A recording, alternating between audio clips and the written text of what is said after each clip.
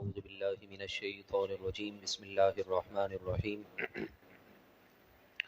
اهدنا الصراط المستقيم صدق اللہ العظیم۔ رب العالمین کے فضل و کرم سے آج 3 تراویحاں ہم نے ادا کر لی ہیں، اور اسی کی توفیق اور اسی کے فضل سے قرآن مجید فرقان حمید کی ان صورتوں کی تلاوت ہم نے سماعت لی ہے۔ آج سورہ آل عمران کے اختتام تک ہم نے سماعت کیا۔ رب العالمین ہماری اس تراویح کو، قرآن پاک کی تلاوت کو اپنی بارگاہ میں شرف قبولیت عطا فرمائے، اور ہمیں بقیہ ایام میں بھی شوق اور جذبے کے ساتھ کی وجہ بیان فرمائی ہے کہ اس سورت کا نام کیوں رکھا گیا۔ حضرت عمران حضرت زکریا علیہ السلام کے ہم زلف ہیں، کوئی ساڑو کہتا ہے، کوئی ہم زلف کہتا ہے، یعنی سالی کے شوہر۔ حضرت عمران اور حضرت زکریا دونوں آپس میں،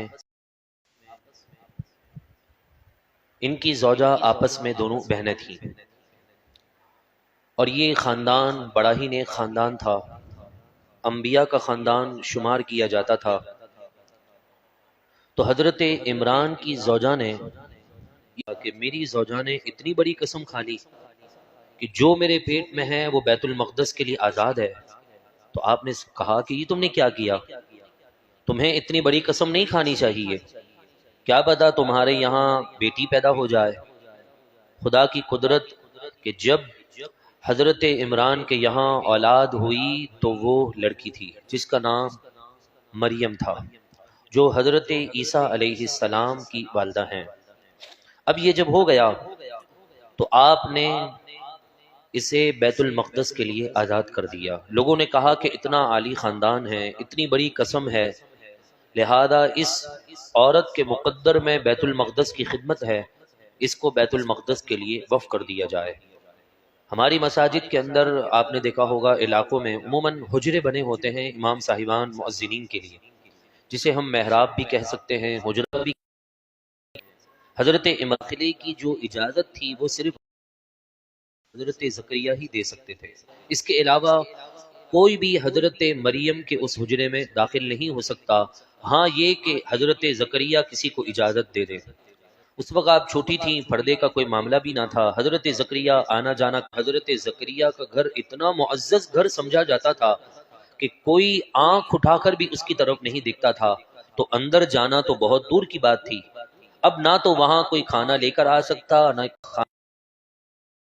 لیکن جب بھی حضرت زکریا حضرت مریم کے پاس دیکھ بھال کے لیے، ہائے ہلو کے لیے کہ آپ کیا کر رہی ہیں، کسی چیز کی ضرورت تو نہیں، اس نیت سے جاتے تو پہلے سے کھانا موجود ہوتا۔ آپ پریشان ہو گئے۔ ایک دن تو آپ نے کہہ دیا، کہنے لگی یہ اللہ تبارک و تعالی پاس سے ہے، ان اللہ یرزق من یشاء بغیر حساب، بے شک اللہ تبارک و تعالی جسے چاہے بے حساب رزق عطا فرماتا ہے۔ پھر آپ نے دیکھا کہ اس پھل کے اندر تو وہ فروٹ بھی موجود ہیں جن کا موسم بھی نہیں۔ اولاد عطا فرما، انک سمیع الدعاء، بے شک تو ہی دعاؤں کو سننے والا ہے۔ کیونکہ حضرت زکریا کے یہاں اولاد نہ تھی، آپ کی عمر تقریباً کوئی 120 سال کی ہو چکی تھی، آپ کی زوجہ کی عمر 99 سال تھی، اور اتنے بڑھاپے میں اتنی عمر ہو جانے کے بعد اولاد کا تو کوئی سوال بنتا ہی نہ تھا، اور آپ کو اس بات کا علم تھا کہ آپ کی زوجہ کے اندر ایک ایسی بیماری ہے جس کی وجہ سے وہ ماں نہیں بن سکتی ہے، بانجھ ہے وہ عورت۔ تو آپ نے اسی لمحے دعا کی اس نیت سے کہ جب رب تعالی بے موسم پھل دینے پر قادر ہے تو اس بیماری کے اندر اولاد دینے پر بھی قادر ہے۔ قرآن مجید فرقان حمید کی ایک واقعہ یہ ایک بات کی طرف اشارہ کر رہا ہے۔ حضرت زکریا اللہ کے نبی ہیں، نبیوں کا خاندان ہے، اور نبی صرف مرد ہیں، عورتیں نبی نہیں ہوئی۔ اس اعتبار سے حضرت مریم بہت مقرب بندی ہیں کہ خود میرے محبوب علیہ الصلوۃ والسلام نے فرمایا 4 عورتیں جنت کی سردار ہیں، حضرت ختیجہ، حضرت فاطمہ، حضرت آسیہ جو کہ فرعون کے نکاح میں تھی، اور حضرت مریم، ان چار عورتوں کے متعلق میرے محبوب نے جنت کی خاتونوں کی سردار جنہیں قرار دیا، ان کا مرتبہ اور مقام کتنا بلند ہوگا۔ یہ بات تو طے ہے کہ حضرت مریم نبیاں نہیں تھیں، کیونکہ نبی سارے مرد ہوئے ہیں۔ حضرت آدم سے لے کر میرے آقا تک جتنے بھی انبیاء آئے ہیں وہ سب کے سب بشر ہیں، مرد ہیں، عورتوں میں کوئی نبی نہیں ہوا۔ تو یہ بات تو پتہ چل گئی کہ حضرت مریم نبی نہیں، اللہ کی مقربہ ولیہ ہیں۔ زکریہ علیہ السلام نبی، حضرت مریم ولی، اور زکریہ علیہ السلام نبی نے ولی کے در پر کھڑے ہو کر دعا کی تو اللہ نے اسی لمحے دعا کو قبول فرما لیا ہے۔ اس واقعے سے یہ بھی پتہ چلتا ہے جہاں مقربین آرام کرتے ہیں نا، جہاں اللہ کے مقربین موجود ہوں، وہ جگہ بہت ہی مقرب بن جاتی ہے۔ جس طرح سورہ بقرہ کے اندر فرمایا ان الصفا والمروۃ من شعائر اللہ، صفا اور مروہ ایک پہاڑی کا نام ہے، اس پر حضرت ہاجرہ کے قدم لگے تو کہا کہ یہ صفا اور مروہ اللہ کی نشانیوں میں سے ایک نشانی ہے، جو اس کے قرب میں کھڑے ہو کر دعا کرے گا اللہ تعالیٰ اس کی دعا کو قبول فرما لے گا۔ جب حضرت ہاجرہ کے قدم لگنے سے صفا مروہ اتنا اونچا مقام کو پہنچ جائے، اسے یہ عظمت اور شان نصیب ہو جائے کہ اس کے قرب میں دعائیں قبول ہوں، تو مجھے بتائیے جہاں میرے محبوب کے قدم لگیں گے اس جگہ کی کتنی بڑی شان ہوگی۔ اور صرف قدم لگے تو وہ یثرب کا شہر مدینہ بن جاتا ہے، جس کے آب و ہوا میں حضور کے آنے سے پہلے بیماری تھی، لوگ وہاں جاتے نہ تھے۔ اب حضور کے قدم لگے تو فرمایا مدینے کی آب و ہوا میں بھی اللہ نے شفا رکھ دی ہے۔ کوئی بیمار بیماری سے شفا نہ پاتا ہو، مدینے کی تھوڑی سی خاک اٹھا لے اور اسے پانی میں گھول کر پی لے، جس بھی بیماری میں ہوگا اللہ اسے شفا عطا فرما دے گا۔ یہ خاک شفا ہے۔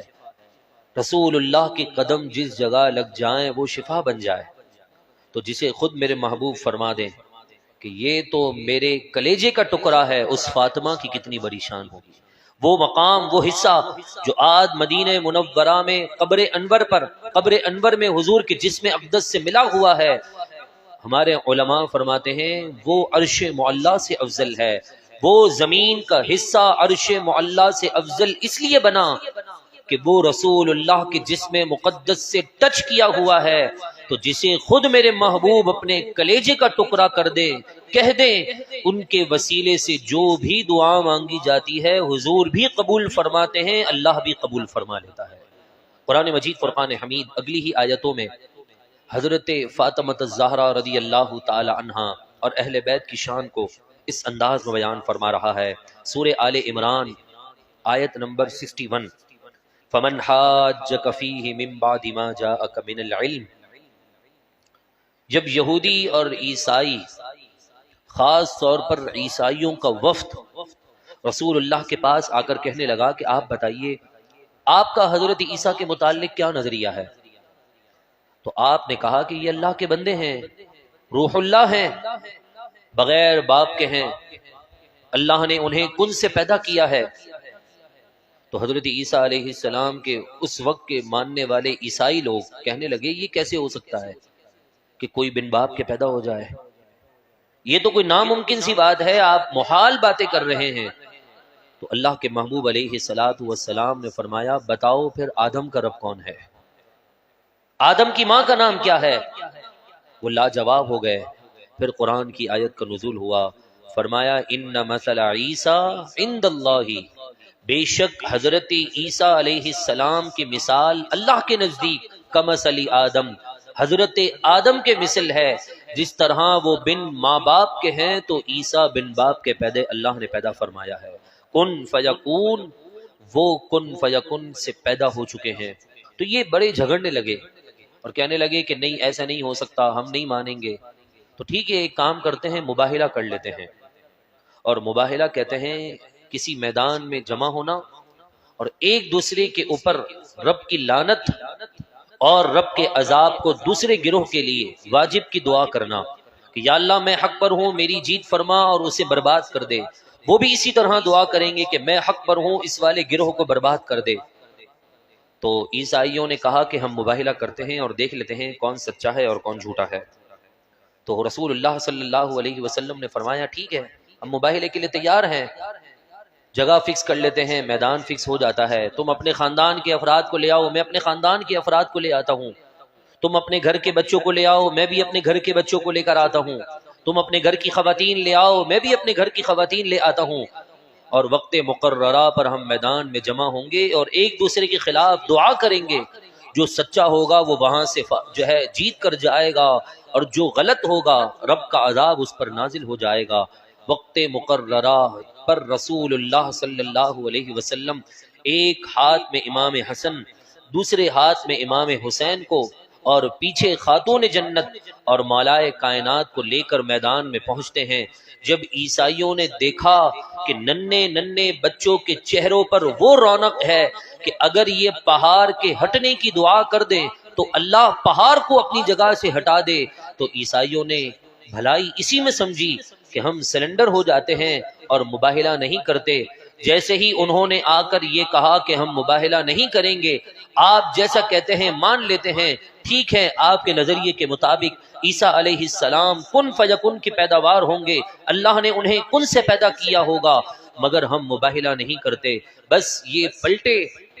اللہ کے محبوب نے فرمایا کہ اگر آج یہ مباہلہ کرنے کے لیے آ جاتے، یہ ننھے ننھے جنت کے سردار اللہ کی بارگاہ میں ہاتھ بلند کر دیتے، میری بیٹی فاطمہ رب کی بارگاہ میں ہاتھ بلند کرتی، اسی لمحے سارے عیسائی زمین کے اندر دب جایا کرتے ہیں۔ یہ تو اللہ تبارک و تعالیٰ کی جانب سے مشیت تھی کہ عیسائی بچ گئے۔ خاتون جنت کا مقام کتنا بلند ہے کہ رسول اللہ صلی اللہ علیہ وسلم نے جب اعلان نبوت فرمایا تو اس کے ایک سال کے بعد، ایک قول کے مطابق 5 سال کے بعد، حضرت فاطمہ الزہرا رضی اللہ تعالی عنہا کی ولادت ہوئی۔ میری ماں ام المؤمنین حضرت ختیجہ فرماتی ہیں کہ رسول اللہ نے اعلان نبوت فرما دیا تھا تو لوگ ہمارے دشمن ہو چکے تھے، ہمارے گھر میں آنا جانا انہوں نے بند کر دیا تھا، اور مشرکین مکہ کے دباؤ میں آ کر دائیاں، وہ عورتیں جو بچوں کی ولادت کے وقت اس عورت کے پاس موجود رہتی ہیں، انہوں نے بھی آنے سے منع کر دیا، کہا کہ نہیں، اگر ہم تمہارے گھر پر آ گئے تو ہمارے لیے بھی دشمنی کے اسباب بن جائیں گے۔ حضرت ختیجہ فرماتی ہیں میں بڑی گھبرا گئی، مگر کیا دیکھتی ہوں کہ نورانی چہرے والی کچھ عورتیں میرے قریب آتی ہیں، اور میں نے ان سے کہا کہ میں نے تو تمہیں آج سے پہلے مکے میں دیکھا نہیں، تم کون ہو؟ تو ان عورتوں میں سے ایک نے کہا کہ میں آسیہ ہوں، فرعون کی بیوی، اور جنت میں اللہ تبارک و تعالی نے نبی آخر الزماں سے میرا نکاح فرما دیا ہے، میں آسیہ ہوں۔ دوسری عورت نے آگے بڑھ کر کہا میں مریم ہوں، عیسیٰ ابن مریم حضرت عیسیٰ کی والدہ ہوں، اور اسی طرح تیسری عورت بھی آگے بڑھ کر کہنے لگی کہ میں بھی اللہ تبارک و تعالی کی جانب سے مقربہ بندی ہوں۔ تینوں نے مل کر خاتون جنت فاطمہ الزہرا کی ولادت کی۔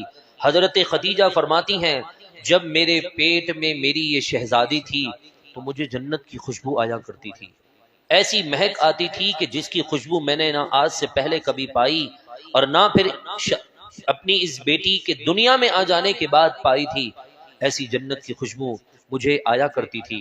اور جب رسول اللہ صلی اللہ علیہ وسلم کو اس بات کا علم ہوا کہ حضرت فاطمہ کی ولادت ہو چکی ہے، حضور نے جب انہیں گود میں لیا، سونگ کر کہنے لگے اے ختیجہ تم ٹھیک کہا کرتی تھی، میری اس شہزادی میں مجھے جنت کی خوشبو آیا کر رہی ہے۔ رسول اللہ صلی اللہ علیہ وسلم نے اپنی اس شہزادی کے متعلق یہ فرما دیا تھا کہ یہ جنت کی عورتوں کی سردار ہے، جو ہے سردار ہیں، اور آپ رضی اللہ تعالی عنہ کا مرتبہ اور مقام اس سے بھی سمجھیے۔ بڑی ہی ایک ٹیکنیکل بات ہے کہ جب انسان اپنی ولادت پر، اپنی پیدائش پر غور کرتا ہے نا، تو ہم ایک گندے پانی کی پیدائش ہے، جو گندا پانی مرد سے نکلتا ہے، اور عورتوں کے جسم میں رب تعالیٰ نے وہ سسٹم رکھا ہے کہ وہ پورے مہینے کی 30 دن نمازیں نہیں پڑھ سکتی۔ کچھ ایام ان پر ایسے آتے ہیں کہ جن پر وہ نماز، روزہ، تلاوت کے قریب نہیں جا سکتی۔ وہی گندے پانی سے، اسی گندے خون سے بعد میں اللہ تبارک و تعالی ایک چاند سے بیٹا عطا فرما دیتا ہے۔ پوری کائنات کی جتنی بھی عورتیں ہیں، حضرت آدم سے لے کر قیامت تک، حضرت حوا سے لے کر قیامت تک جتنی عورتیں آئی ہیں، آئیں گی، جو اس دور میں ہیں، ہر عورت کے ساتھ یہ مسئلہ ہر مہینے پیش آتا ہے۔ اور یہ کوئی عیب کی بات نہیں ہے، یہ تو اولاد کی ولادت، یعنی بچے کی ولادت کا سبب بن جاتا ہے یہ خون۔ لیکن خاتون جنت فاطمہ الزہرا رضی اللہ تعالی عنہا وہ واحد پورے عالم میں عورت ہیں کہ نہ تو کبھی انہیں حیض کا خون آیا اور نہ ہی نفاس کا خون آیا۔ اللہ نے ان تمام چیزوں سے خاتون جنت کو پاک و صاف کر دیا۔ اب سوال ہے، وہ خون تو بچے کی ولادت کا سبب بنتا ہے، جب عورت کو وہ خون آتا نہیں تو بچے کہاں سے ہو گئے؟ اور وہ بھی حسن اور حسین، جو جنتی نوجوانوں کے سردار، کہ جنہوں نے اپنی جانیں پیش کر کے دین کو بچا لیا، وہ ایسے شہزادے کیسے آ گئے؟ میرا رب ہر چیز پر قادر ہے۔ حضرت فاطمہ الزہرا رضی اللہ تعالی عنہا کی جب یہاں ولادت ہوئی امام حسن یا امام حسین کی، تو ایک صحابیہ وہاں موجود تھی۔ حضرت امام حسن تھے یا حسین تھے، ان کی ولادت کے بعد کچھ ہی لمحے میں حضرت فاطمہ نے غسل کیا اور نماز کے لیے کھڑی ہو گئیں۔ وہ وہاں سے اٹھیں اور رسول اللہ کے پاس آ کر کہنے لگیں کہ یا رسول اللہ، آپ کی شہزادی نے تو فوراً نماز شروع کر دی ہے، یہاں حسن یا حسین میں سے جو ولادت ہوئی ہے ان کی، اور وہ بھی نورانی چہرے والے، زلفے والے، آپ کے نواسے آئے ہیں دنیا میں، اور آپ کی شہزادی نے جو ہے وہ نماز پڑھنا شروع کر دی، تو کیا ناپاکی میں نماز پڑھی جا سکتی ہے؟ وہ عورت تھی، وہ بھی اپنا مسئلہ ان کے ساتھ بھی ہوا ہوگا۔ میرے محبوب نے فرما دیا، اللہ تعالیٰ نے میری بیٹی فاطمہ کو ایسے تمام ناپاکی سے ہمیشہ کے لیے پاک فرما دیا ہے۔ حضرت فاطمہ کا بڑی شان ہے۔ ایک مرتبہ ایسا ہوا، رسول اللہ صلی اللہ علیہ وسلم نے جب اعلان نبوت فرما دیا تھا تو مشرکین مکہ آپ کی جان کے در پہ ہو گئے۔ ایک مرتبہ حرم پاک میں آپ صلی اللہ علیہ وسلم نماز ادا کر رہے تھے کہ مشرکین مکہ کے سرداروں نے بڑی بڑی اوجریاں، اونٹوں کی خال، ہڈیاں جمع کی اور حضور علیہ الصلاۃ والسلام پر رکھ دی، جس کی وجہ سے حضور کا سجدہ کافی طویل ہو گیا۔ اس بات کی خبر حضرت فاطمہ الزہرا کو ہوئی، آپ گھر سے دوری دوری آئیں اور اپنے والد کے جسم سے ان گندگی کو دور کیا اور کہنے لگی کہ یا اللہ، میرے بابا تو تیرے پیارے ہیں، تو اپنے پیاروں کو رسوا نہیں کرتا ہے، تیرے نبی کے دشمنوں کو تو ہلاک کر دے۔ فاطمہ الزہرا کے یہ الفاظ تھے کہ بدر میں مشرکین مکہ کے بڑے بڑے سردار واصل جہنم ہو چکے تھے۔ حضرت فاطمہ الزہرا اور حضور کے مابین بڑا ہی عشق اور محبت کا رشتہ تھا۔ اور ویسے بھی آپ بھی نوٹ کیجئے گا، جو رشتہ حضور سے جڑا ہے نا، اس رشتے میں خود ہی ایک الگ ہی پیار ہے۔ حضور علیہ الصلاۃ والسلام کے بیٹے بھی ہیں، مگر بچپنے میں انتقال کر گئے، بچپن میں ہی انتقال فرما گئے۔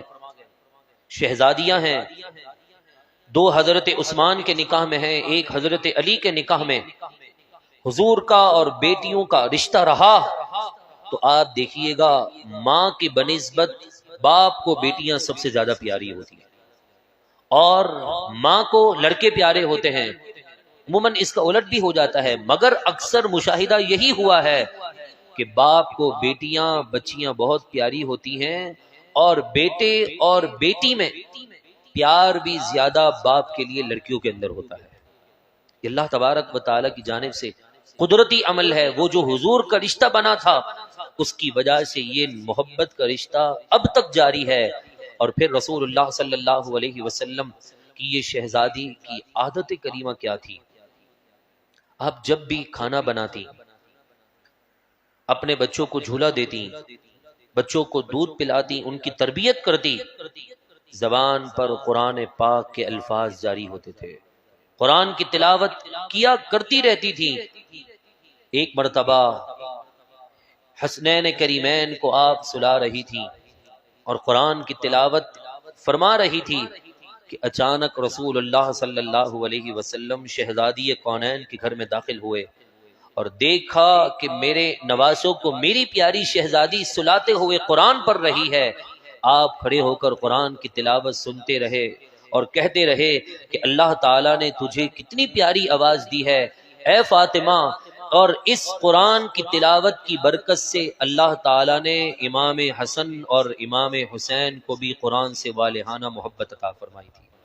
نماز کی کیفیت یہ تھی کہ آپ پوری پوری رات نماز پڑھتی تھی، سجدے آپ کے ختم نہ ہوتے کہ رات ختم ہو جایا کرتی تھی۔ اور مخلوق خدا کی خدمت کا یہ عالم تھا کہ ایک مرتبہ امام حسن اور امام حسین سخت علیل ہو گئے، بیمار پڑ گئے۔ آپ نے منت مانی کہ ہم 3 روزے رکھیں گے، میں اور میرے شوہر یعنی علی المرتضیٰ شیر خدا 3 روزے رکھیں گے کہ اگر میرے بچے صحیح ہو گئے۔ یہاں منت نظر ماننی تھی کہ اللہ نے انہیں صحت یابی عطا فرما دی۔ 3 روزے رکھ لیے۔ افطار کے وقت جب کھانا سامنے ہوتا تو دروازے پر دستک ہوتی۔ ایک مرتبہ یتیم نے آ کر کہا، دوسرے دن فقیر نے آ کر کہا، تیسرے دن مسافر آ کر کہنے لگا کہ ہمیں کچھ دے دو ہم بھوکے ہیں، ہمیں کچھ دے دو ہم بھوکے ہیں، ہمیں کچھ دے دو ہم بھوکے ہیں۔ حضرت فاطمہ مخلوق خدا کی خدمت میں کیسی آگے آگے تھی۔ افطار کے لیے دستر پر کھانا موجود ہے، افطار کا سامان موجود ہے، مگر خود کھانے کے بجائے ان تینوں کو 3 دنوں میں دے دیا۔ اور یہ عمل رب تعالیٰ کو ایسا پیارا ہوا کہ قرآن مجید فرقان حمید کی آیت اتار دی کہ وہ لوگ جو اللہ کی راہ میں مال خرچ کرتے ہیں، یتیموں کو دیتے ہیں، مسکینوں کو دیتے ہیں، مسافروں کو دیتے ہیں اللہ کی رضا کے لیے، اللہ تعالیٰ نے ان کے اس عمل کو قبول فرما لیا ہے اور ان کے لیے نہ کوئی خوف ہے اور نہ وہ کبھی غمگین ہوں گے۔ حضرت فاطمہ الزہرا رضی اللہ تعالی عنہا کی بڑی شان ہے۔ آپ اکثر اپنے بچوں کو یہ تعلیم دیا کرتی تھیں کہ بیٹا، جو میرے والد یعنی محبوب علیہ الصلاۃ والسلام نے تسبیح عطا فرمائی ہے، اس تسبیح کو اپنی زندگی کا حصہ بنا لو، رات کو سوتے وقت اور ہر نماز کے بعد۔ وہ تسبیح کون سی ہے؟ جسے ہم تسبیح فاطمہ کہتے ہیں۔ 33 مرتبہ سبحان اللہ، 33 مرتبہ الحمدللہ، اور 34 یعنی 34 ٹائمز اللہ اکبر۔ رات کو پڑھ کر اگر سو جائیں، دن میں جتنی بھی تھکاوٹ ہو، چاہے سونے کا وقت کم ملے یا زیادہ ملے، کم وقت میں بھی اللہ تبارک و تعالی اس جسم کی تھکاوٹ کو دور فرما دیتا ہے۔ یہ برکت ہے، اور ہر نماز کے بعد پڑھنے کی اس کی عادت بنائی جائے۔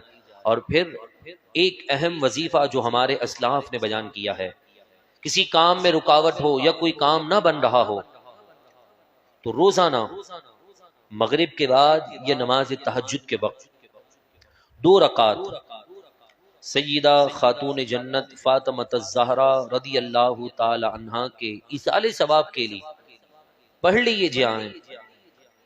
علماء اور اسلاف کے ہمارے بزرگان دین فرماتے ہیں، جس نیت اور آرزو کے ساتھ یہ نفل پڑھے جاتے ہیں، 3 دن 7 دن یا 11 دن، وہ تعداد مکمل ہونے سے پہلے اللہ تبارک و تعالی اس کام میں آسانی پیدا فرما دیتا ہے۔ آپ کا بھی کوئی کام پھنسا ہوا ہو تو آپ بھی اس طرح کے نفل کو خاتون جنت کی ایصال ثواب کے لیے پڑھیں۔ ہر رکعت میں سورہ فاتحہ کے بعد 3 مرتبہ سورہ اخلاص کی تلاوت کرنی ہے۔ سلام پھیرنے کے بعد اپنے گناہوں کو یاد کریں، توبہ اور استغفار کریں، اور پھر ان نفل کا ثواب فاطمہ الزہرا رضی اللہ تعالی عنہا کو ایصال ثواب کریں، اور پھر ثواب ایصال کرنے کے بعد ان کے وسیلے سے دعا مانگیں، حضور علیہ الصلاۃ والسلام سے التجا کریں خاتون جنت کے صدقے سے، تو انشاءاللہ جس کام کی نیت سے آپ نے پڑھا ہوگا اللہ تعالیٰ اس میں غیبی مدد شامل حال فرما دے گا۔ دعا کرتے ہیں اللہ رب العزت خاتون جنت کے صدقے سے ہمیں خوب برکتیں عطا فرمائیں، اور اہل بیت کی محبت کی نوکری ہمیشہ کے لیے ہمیں عطا فرمائیں، اور جو نبی علیہ السلام کے خاندان اور صحابہ کے دشمن ہیں ان پر اللہ رب العزت اپنا قہر نازل فرمائیں۔ سورہ فاتحہ اور سورہ اخلاص کی تلاوت، ایک مرتبہ سورہ فاتحہ 3 بار، سورہ اخلاص اول آخر 3 بار درود پاک پڑھ لیجیے۔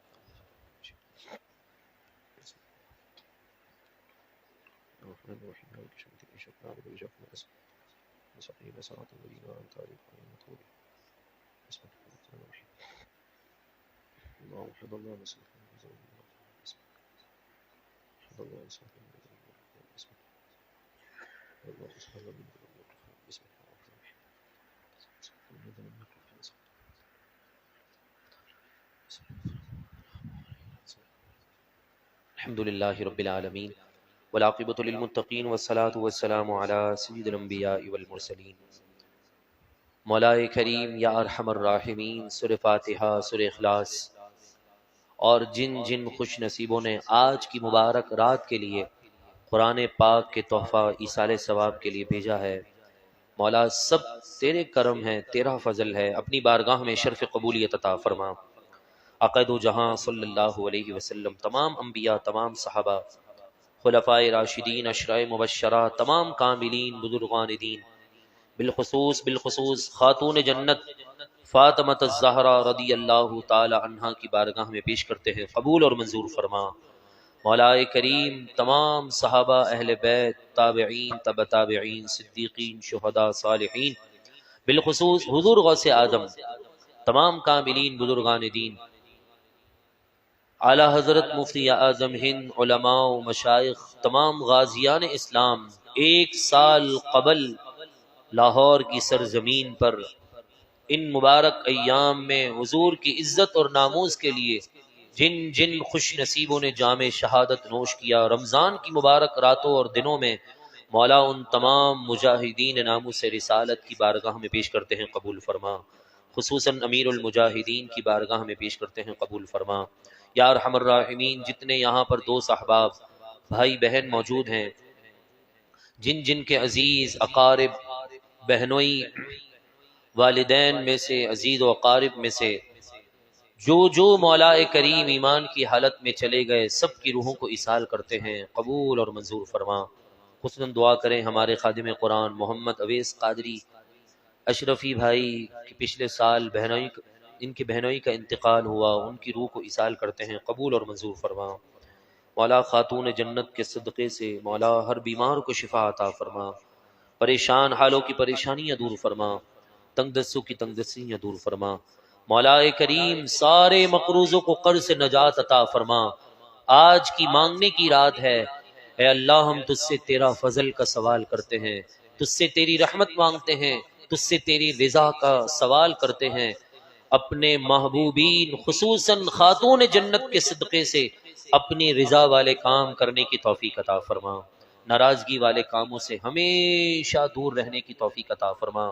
خصوصاً دعا کریں ایک 17 سال کا نوجوان، کل اس پر اچانک فالج کا اٹیک ہوا، اے اللہ اس کے والدین کو صبر عطا فرما، اور اس بچے کو جلد مکمل شفا عطا فرما۔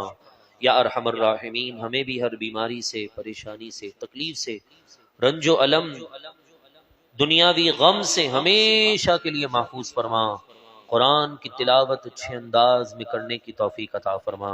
ان اللہ وملائکتہ یصلون علی النبی یا ایھا الذین آمنوا صلوا علیہ وسلموا تسلیما۔